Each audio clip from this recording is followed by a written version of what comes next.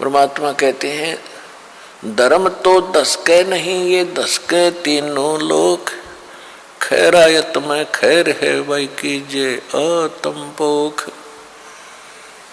तो मनुष्य जीवन के आपके साथ जो मनुष्य जीवन में संग्रह करोगे, ये धन है जो आपका आपके साथ जाओगा।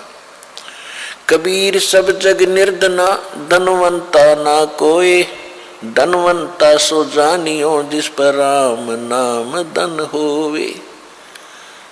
कि सारा संसार निर्धन है, जिसके पास सत्य भक्ति जो राम का नाम का धन है, यानी सच्चे मंत्रों की कमाई जो है राम नाम का धन होता है, वो एक धनवान है। बाकी संसारिक संपत्ति, भौतिक जिसके पास संपत्ति है, उसको अध्यात्म मार्ग में धनी नहीं माना जाता। फिर क्या बताते हैं कबीर, राम रटत निर्धन भलो और टूटी घर की छान है, वो सुंदर महल किस काम के जहाँ भक्ति नहीं भगवान। पुण्यात्माओं, आज परमात्मा के बच्चे जिनको दीक्षा प्राप्त हो चुकी है, उसके परिवार के अंदर एक मिनी आश्रम बन गया। ऐसा स्थान बनाया जाता है जहाँ भगवान के स्वरूप को रखते हैं, जहाँ परमात्मा की ज्योति जलाई जाती है। सभी उठकर वहाँ प्रणाम करते हैं। सुबह और शाम दोपहर को भगवान की चर्चा चलती है, रमैणी होती है, आरती होती है, सुबह के नित्यनेम होते हैं। फिर दिन में जब भी टाइम लगता है, कोई मंत्र कर रहा है, कोई सिमरन सतनाम का कर रहा है, तो कितना माहौल बदल गया ना। उसमें बकवाद बतलावा, वो न बोला, वो न बोला, उसका नाश होगा, उनका ऐसे नुकसान होने वाला है, वो ऐसे गलती करते हैं। तो इस तरह की बकवादें बतला के उस परिवार, उस घर के अंदर हम ये कुविचार छोड़ देते थे। फिर वो कुविचार हमारे मस्तिष्क में टकराते रहते थे, हमें डिस्टर्ब रखते थे, शांति नहीं होने देते हैं। और जब परमात्मा की महिमा और अमृतवाणी जब स्टार्ट होती है, तो कुविचार ऊपर चले जाते हैं और सुविचार उस घर में धीरे धीरे स्थापित होने लग जाते हैं। फिर घर में शांति शुरू हो जाती है। ये तरीका है। अब कहीं भी परमात्मा की चर्चा नहीं। सुबह उठते या तो न्यूज़पेपर पढ़ देंगे जिनमें कोरी झूठ बकवाद भर रखी होती है, समाचार पत्र, या टीवी चलाएंगे, समाचार सुन लेते हैं, सारे दिन बकवाद गड़े, या फिर फिल्म देखेंगे।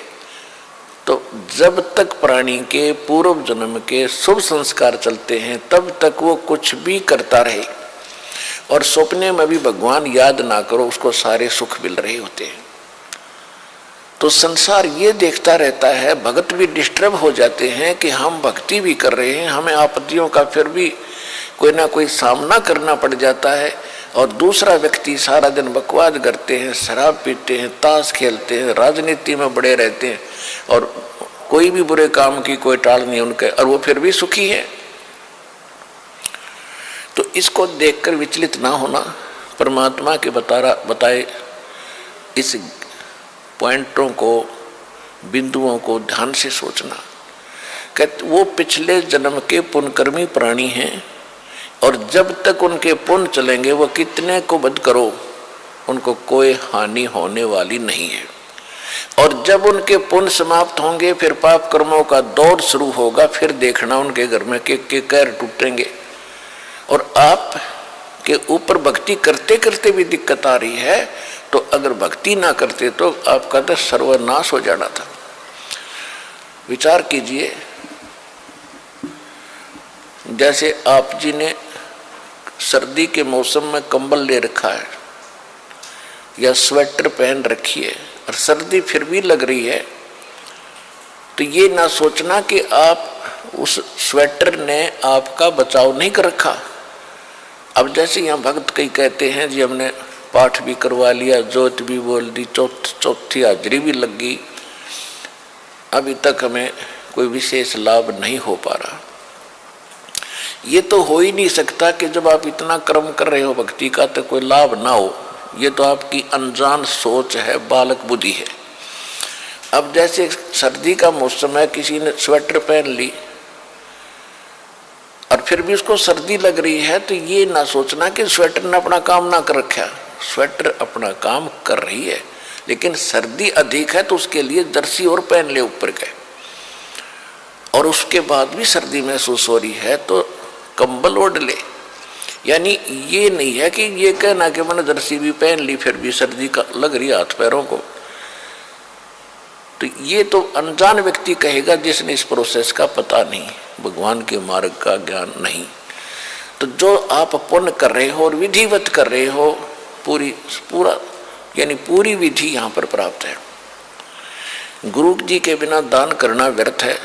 आप जी को सतगुरु मिले, आप जी को विधि मिली है, आपको पूर्ण परमात्मा मिला है, पूर्ण परमात्मा का मार्ग मिला, सत भक्ति मिली है, और फिर आप साधनाएं सही कर रहे हो, तो आप ये ना सोचना कि आपको लाभ नहीं हो रहा। आपके पाप कर्मों की सर्दी घनी है, और ये करते करते भी कहीं ना कहीं से थोड़ी बहुत ठंड महसूस हो रही है। यदि ये ना कर रहे होते तो नमूनिया होकर मर जाते, ये समझ लेना।